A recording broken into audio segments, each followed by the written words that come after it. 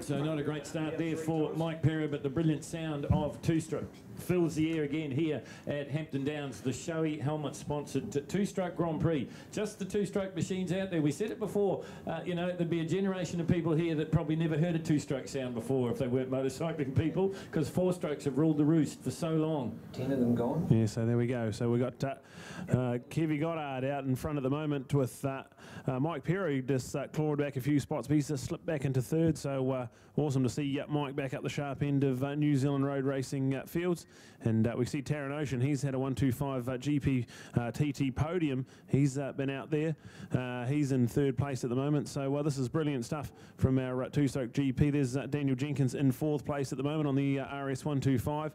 So there we go, just sneaking up the inside into fourth place ahead of Mike Pero. So Mike Pero now slipping back to fifth on that beautiful Mike Pero Real Estate TZ 250. So it is Kevy Goddard out in front of the 148, the race supplies man from Dunedin, and Taron Ocean now up into second place. So that's the one to watch for Taron Ocean in there. See if he's going to argue for position there with Kevy Goddard out in front. And now Taron Ocean having a look up the inside into the dipper, and I think we've got a change for the lead. So Taron Ocean has picked them off and come from fourth now up into first place.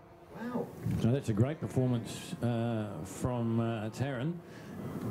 Not so good from Kevin Goddard. I was going to say Kevin's won the last two editions of this, and was he going to make it a clean sweep? But early to say. It's only 4 laps though, but we're only on the opening stanza, if you like. Mike Pero back in fifth place, as you heard Brad say. Maybe he's woken something inside him after racing that, riding the RG Suzuki before. Absolutely, there it is. Kevy Goddard crosses the line. He gets that 250, double the CC, double the horsepower, and he will cross the line in first. Taron Ocean there. Neil Slater in third. Dan Jenkins, he's in fourth place. Mike Pero, as we said, in fifth. Wayne Anstis there. Mark de Jong, another Australian up there, and seventh. Richard Ford, he's in eighth with Craig Peebles there in ninth place. So only 9 of them out there at the moment. No, there is 10. So Phil Odes is in there as well. So 10 of them out there. That's not too bad considering this has been a big weekend for the GP two-stroke boys. Yeah, absolutely it has.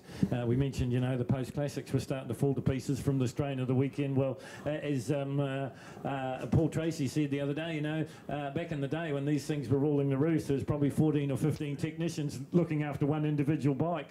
So, yeah, they were a little bit fragile.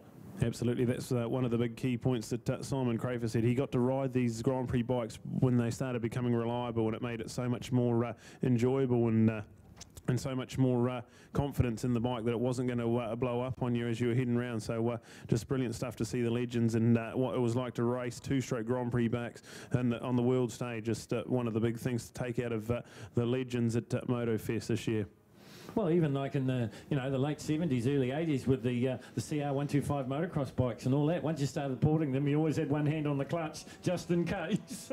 But that their engine seized. They were fairly notorious for it back in the day.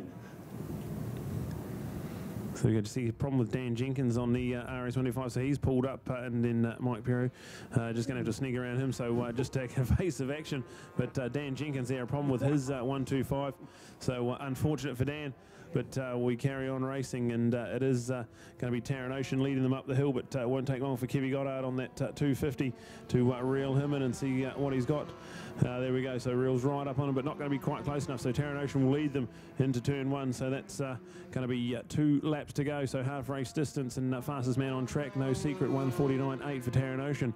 He's on a small little 125 two-stroke bike, within Kevy Goddard winding that 250 up and already looking to go around him down the back straight under the laser electrical pedestrian bridge, and Kevy Goddard looks like he might not quite be close enough there, so Taron's going to hold on to the lead, so that's a big win for Taron to hold off the 250 on both of those big straights. Yeah, exactly right. Boy, Mike Pero got a little bit of a surprise then when Jenkins pulled off just after the dipper. That could have ended. Oh, exactly. In tears. You're lining up all your apexes in there, you're worried about your brake, then you hook a gear, and then you look up and there's a bike stricken in your way, so brilliant stuff. Only one of the real legends like Mike Pero could have taken evasive action there. Multiple New Zealand champion, and just great to have him on here, not only as a rider but as a sponsor and a legend. So just awesome to have Mike Pero here as Taron Ocean leads out of the double bastard, and Kevy Goddard giving chase. But this is a better performance from Taron Ocean. He's done a lot of the hard work here, and as he comes around high, Paul, it's definitely his one in control at the moment. Yeah, 0.3 of a second. The last time they crossed the stripe was the gap. Looks about it's static at the moment. Into the dipper comes Ocean on the 125. There's Kevin Goddard from Dunedin, the Race Supplies TZ. And in third place, still Neil Slater, is it? Yep, still Neil in there, yep. So the gap's starting to widen just a little bit. Mark de Jong, Mike Perro coming through as well. That is a great looking bike. It really is in the Yamaha dealer team, the Marlboro dealer team colours. It's credit to Rod Price. I know he's had a big hand in rebuilding that bike a couple of years ago now. Mike loves it. He can't wait to race it. Every time he puts it away at the end of a weekend like this, he can't wait. He's counting down the days until the next one. So there we go, white flag out, one to go for Taryn Ocean, Australian visitor on the 125. Two-stroke bike with Kevin Goddard, the Dunedin Race Supplies man. Second, Neil Slater crosses the line. He's in third place with 1 lap to go. And just waiting for that awesome TZ Yamaha. There it is, Mike Perro's Marlboro Yamaha replica in fourth place crossing the line. So still lapping in the 156s. So that's full credit to Mike to still be out there doing it. So brilliant stuff. And he will have a smile from ear to ear, I'd imagine, when he gets that bike back in the pits.